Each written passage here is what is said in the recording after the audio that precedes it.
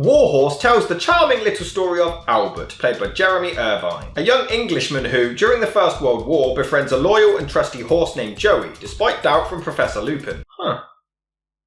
Sounds like quite a sweet and wholesome movie for Spielberg, until Albert's evil father, there it is, sells Joey to Loki and Doctor Strange for the cavalry. Separating himself from his only companion, he meets a beautiful black stallion who gets tragically killed during battle before getting entrapped in a bunch of barbed wire and trying desperately to return to Albert. There you are, Stephen! I knew you were in there somewhere! Of course he's watching. The 1982 children's novel of the same name came about by author Michael Morpurgo after he met up with some World War I veterans in his Devon village. It was here where he met Captain Budget with the British cavalry, who admitted to confiding everything into a horse. Upon further research, Morpurgo discovered that around 1 million horses died during the war on the British side alone, and roughly around 10 million overall. Only 62,000 actually returned to the UK safely. Morpurgo also ran a family charity, Farms for City Children, and it was here where he observed a young boy struggling with a stammer forming a strong relationship with a horse, even talking to it fluently, which ended up becoming the basis of the story.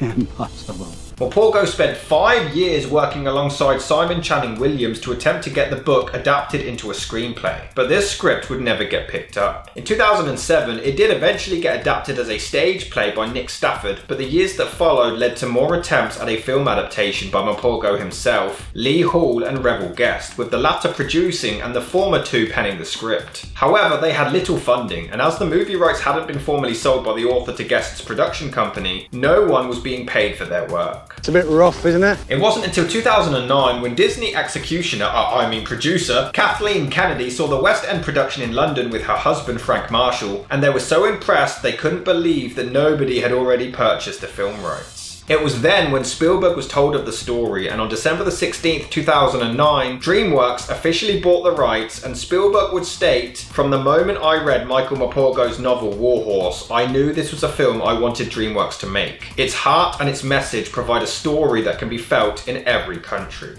Not only did S. Peel Basil the Saint Saviour of Gods III love the book, but he was so blown away by the stage production he was brought to tears. DreamWorks executive Stacey Snider suggested Blackadder's own Richard Curtis to help tweak the script. Although Spielberg was a big fan of Blackadder, he had never met Curtis, and when approached, he wasn't that keen on the project either. However, once he finally met the man himself, he changed his mind and quickly signed on. Is that the truth? Curtis was actually impressed that the screenplay was a lot closer to the book than the stage play ever was. He ended up producing over a dozen drafts of the script in just 3 months, with Spiel Facey Pants collaborating closely in his efforts. Although Stephen was only slated to produce at first, but once he read Curtis's first draft, he instantly decided to sit in the director's chair. Good luck, my friends. Spielberg was quite excited as, despite his numerous tales of death and misery and wars, he hadn't actually told a story of the First World War yet, as by his own admission, he didn't find it nearly as interesting. Not nearly enough of a body count for you, Steve? Oh, I don't know about that. Filming began in Devon in August 2010 under complete secrecy and lasted around 64 days. Initially, Spielberg was only going to shoot 4 to 5 days in Devon, but Kathleen Kennedy sent him photographs of local countryside she had found, and he decided to cut other elements from the story to show more of the landscape. During production, Michael Morpurgo frequently visited the set, and he, as well as the majority of the cast, were thoroughly impressed with Spielberg's storytelling, but also his strong passion for the Devon countryside. They described him as human. He's still working in an impassioned way like a 21-year-old, trying to make the best out of everything.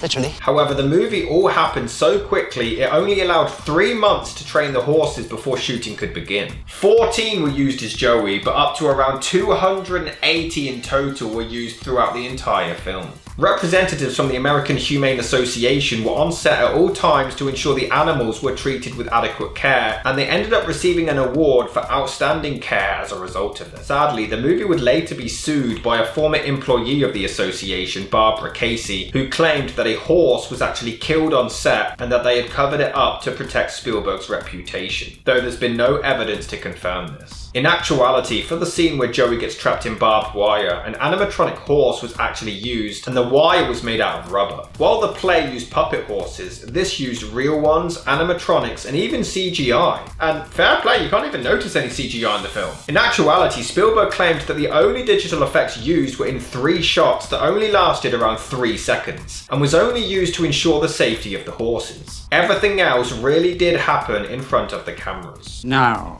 who is the one telling lies? Warhorse was released on December the 25th, 2011. If anyone knows Santa Claus personally, please keep him away from Steven Spielberg. Over my dead body! And was yet another hit, grossing $177 million worldwide, making it at the time the highest grossing World War I film in history, until it was surpassed by 1917, 8 years later. So you're telling me that this man at one point in time had directed both the highest grossing World War I movie of all time and the highest grossing World War II movie of all time?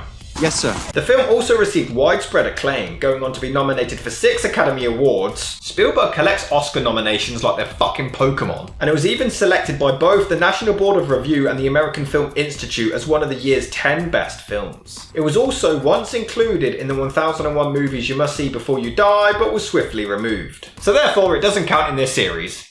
I mean, these were also removed, but I've still kept them. Oh, shut up. That is a complete and bloody outrage. I will say, I always find it fascinating to see how well trained animal actors are for movies like this. He has to act afraid of him, so he approaches with his back turned, and it's such a clever moment. There is quite a funny scene where Albert is trying to train Joey, but he keeps following him anyway. Oh, come now, Joey. Come on. Humans are fucking dumb.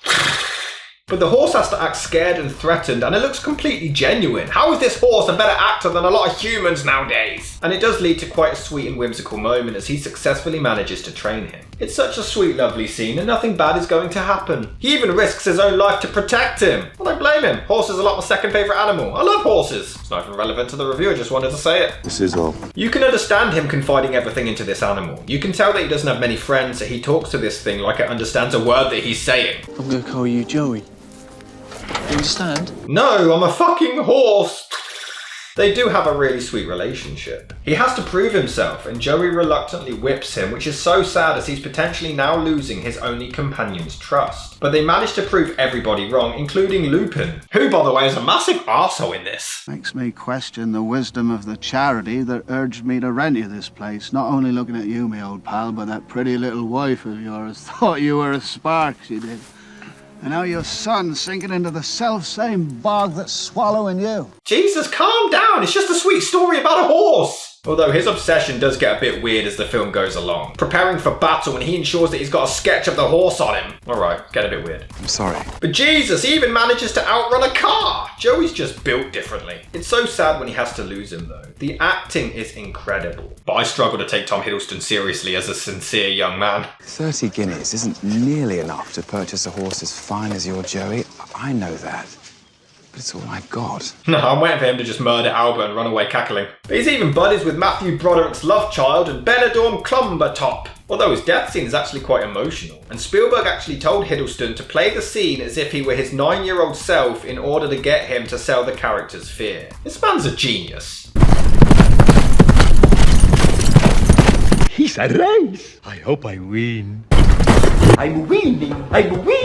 But how the hell are none of these horses getting shot? How bad is their aim? And later they somehow don't spot these big ass horses. These are the blindest soldiers in the English army. And some of them are racist. The big black one! But some of them are ridiculously petty and it's hilarious. I was going to give you back your pot, but now I'm going to keep it. My kind of guy. Okay, that transition was incredible. How does Spielberg just turn absolutely nothing into pure gold? It doesn't even need to be this good. He could have just cut. Like, even this. The scene pans out with just the reflection from the eye of the horse. Stephen, give other people in Hollywood a chance, will you? There is a very small portion in the middle of the film where it drags a tiny bit, but it doesn't really dent the movie too much. There's a heartbreaking scene where Joey is forced along, but his legs begin to give out due to exhaustion. And yeah, I guess it wouldn't be a Spielberg movie without a barrage of maimed dead bodies. It's really telling that the most emotional part of the movie doesn't even feature human characters. Joey sees his love dead and ends up running away despite being targeted. It's heartbreaking. Run, Joey, run for your life! No! No, Joey, no, don't give up. Get up and run. You can do it.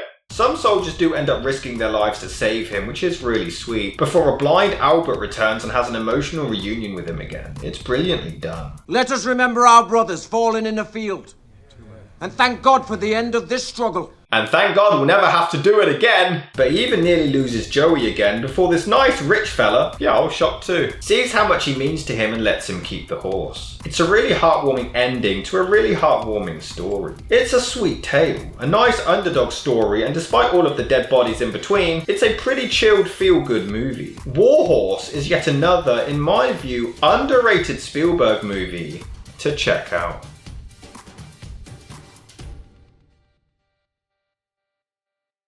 Michael, row your boat ashore, hallelujah. Michael, row your boat ashore.